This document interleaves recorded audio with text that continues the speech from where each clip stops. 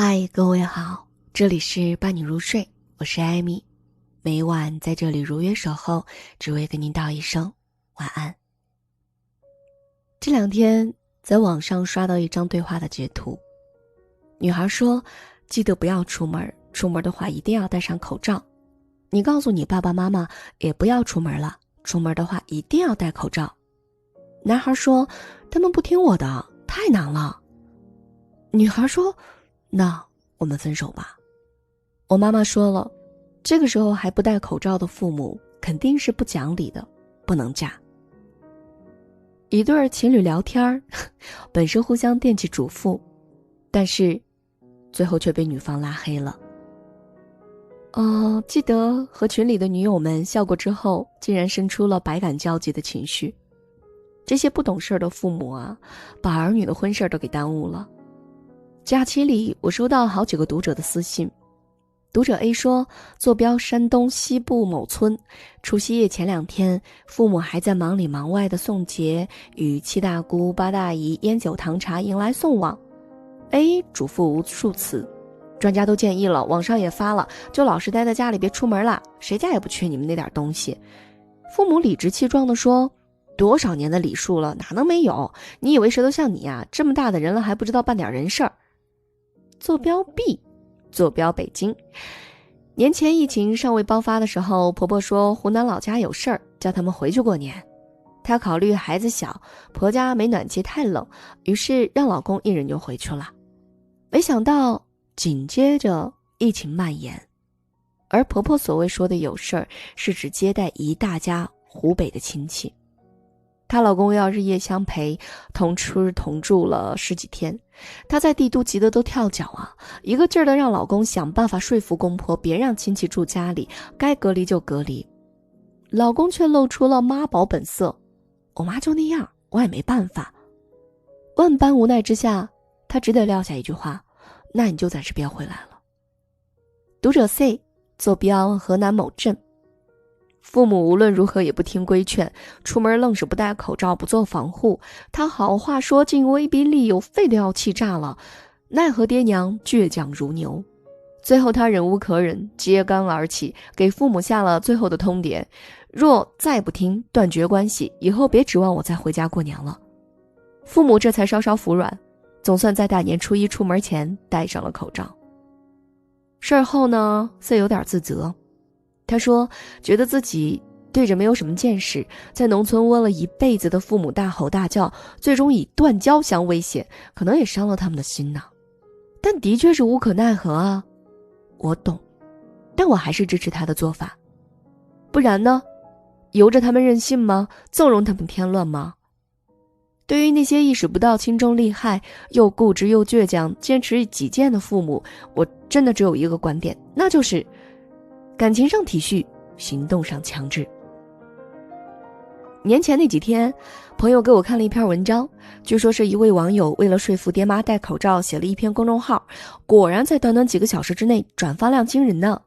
这个公众号上写道，会有人说疾病离我遥远，疫情不在附近爆发，可是佛祖是普度众生的佛祖，愿每个人积善积德，诸法是因缘而合成的，我们应该为自己的生命创造善缘，防治疾病也是创造善缘，无论距离疾病多遥远，请积极防治，戴上口罩，创造善缘，佛光普照，共同抵御疾病，共同做善行的传播者。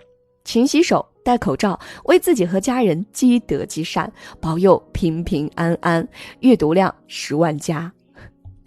还有一位网友说，大爷生病住院了，子女要求他戴口罩，死活都不听，最后子女谎称说戴1天口罩，说去给一个鸡蛋。大爷马上就问，口罩在哪领啊？原来疾病病毒面前，这个生命都没有鸡蛋的诱惑大。所以我们不得不说，老年人的疾病预防意识太薄弱了。这些小伙伴真的很机智。我采用的另一种方法，由于家里有一个婆婆是医生，一直对洗手格外的重视。除夕那天，全家聊天聊到了疫情，婆婆再次强调认真洗手的重要性。我爸来了一句，差不多就行了，也不用回回那么搓，别洗秃噜皮了。这种话我一听就来气，但我也知道啊，对于他这种倔老头好言相劝没毛用。我当即就给儿子封了一个洗手监督官，给他的任务就是教会老爷7步洗手法，并要到洗手间实地演示，学不会不许放他回家。真是养娃千日，用娃一时。这么大的屁孩子，本就好为人师，给他当个小官，手里有个小权，他认真的不行。儿子当场领命，把他姥爷领到卫生间，关上门锁，在里面折腾了半个小时。他姥爷在里头不但从头学到尾，学会了正确的洗手，还要通过严格的考核。从卫生间放出来之后，还必须写下认真洗手保证书。最终，老爸被治得服服帖帖，老实认怂，虚心改正，接受监督，全家齐笑。不管别的，达到目的就行了吧？谁让他们这届父母这么不让人省心呢？所以我一直比较认同，对待父母该强势的时候就得强势。他们这代人受文化水平、生活环境等多种因素的影响，认知是有限的。这是我前面说的要从情感上理解的部分。由于受限于这些因素，他们有时会活在自己认为的世界里。比如，病毒离得老远了，根本到不了我们这里。哪有那么严重，都是你们自己吓唬自己的。我这体格没有问题，你们不用瞎操心。可是2018年网上有一篇报文说，流感下的北京中年，文中有一处描述我至今是记忆犹新。作者的岳父感染类似 SARS 的未知强大病毒，肺部大面积的感染，住进了 ICU。东北老家的亲戚到北京帮忙照顾，他特别强调要24小时戴口罩，以防传染。亲戚答道说不当害。作者写道，作为黑龙江的女婿，我现在真的是为怕了这句不当害。这句话可以翻译为没事儿，看大爷我的。再看看现在这些不戴口罩的人，走街串巷的人，不也是如此吗？他们没有恶意，也不是故意添乱，只是他们活在一种无知者无畏的盲目自信里。一个人的认知水平决定了他的思维模式和行为模式。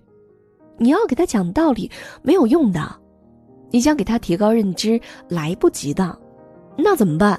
只能强制啊。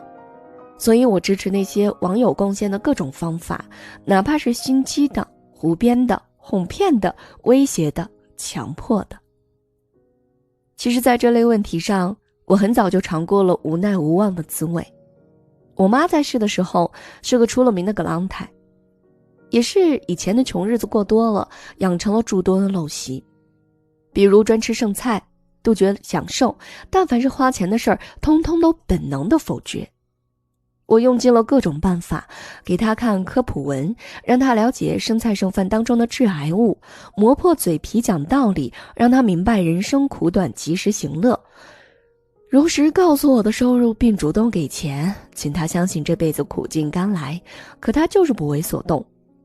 我看了无数的好好说话的鸡汤文，有毛用啊！只要是他吃隔夜菜，我就只能二话不说，连盘子一起扔出去。因为好好说，人家就是不听啊，只能来硬的。他心疼的滴血。好好的盘子你扔了干啥？简直是糟蹋！我不管，你下次再吃我还扔。2次之后他就消停了。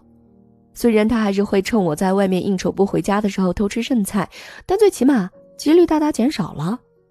还有一段时间，我们老家左邻右舍流行用旧毛衣填充被子，我妈找了一堆岁数比我都大的旧毛衣送到那家店里，有机器打成碎绒填进被套。这种被子既不保暖也不环保，纯粹是为了满足老太太们别白瞎了旧衣服的心理。我几次回家，卧室角落里全是绒絮，夜夜盖在身上，吸进肺里多少啊！我要求他扔掉，他坚决不肯。几番交涉无果，最后一次我铁面无情，不扔出去绝不罢休。他稍作妥协，承诺他会拿到地下室的储藏间里，不再盖了。知母莫若女啊，我太知道他这一套了。无非是先表面答应，待我走了之后再拿出来，天高皇帝远嘛。我不再废话，抄起一把剪刀，把那床被子活成2半。我妈又气又急又心疼，直骂我是祸害东西。我告诉她，再搞这种东西回来，还是这个下场。我绝不是炫耀我的方法多么正确，其实都是无奈之举。不然怎么办呢？能有好好说话解决的，谁愿意费这个劲儿啊？我们知道为人子女是应该尊重父母的选择，但要分什么事儿。像眼下疫情当前，能由着他们胡闹吗？既然说不听，劝不听，那就直接简单粗暴吧。我们身为成年子女，有责任有义务对父母进行必要的培训和教育。在原则问题面前，该强势的时候就得强势，一如他们对待儿时的我们那样。这不是报复。